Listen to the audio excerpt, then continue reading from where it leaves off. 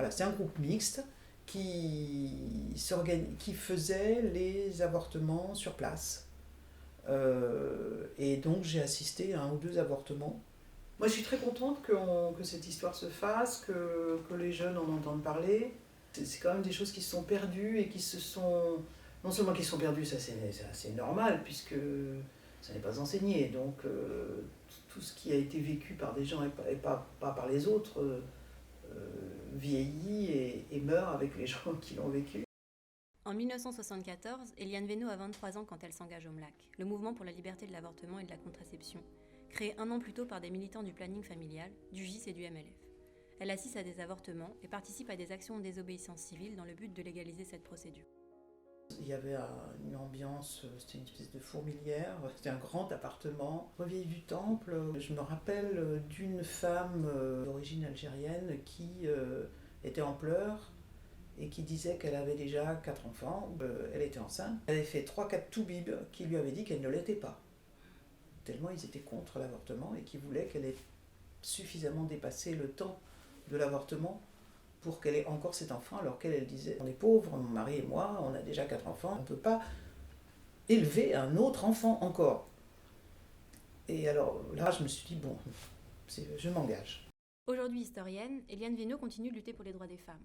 Le MLAC représente un véritable tournant dans son identité féministe. J'avais vraiment envie de changer le monde, quoi. J'avais envie d'agir. Ah ben, ça a changé ma vie, moi.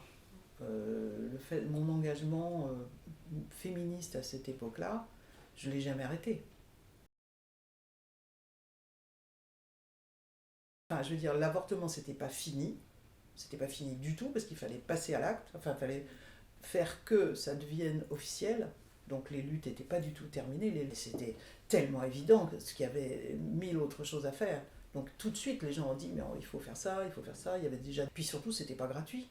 Donc il y a eu toute une réorientation de la lutte pour l'avortement libre et gratuit, y compris pour les mineurs et les immigrés.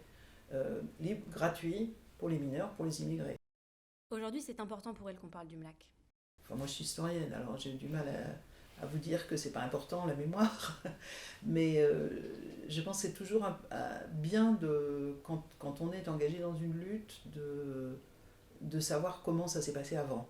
Un peu chagrine de voir que c'est quand même des choses qui se sont perdues puisque ça n'est pas enseigné. C'est un peu une erreur. La loi de dépénalisation portée par Simone Veil signe la fin du MLAC en 1975.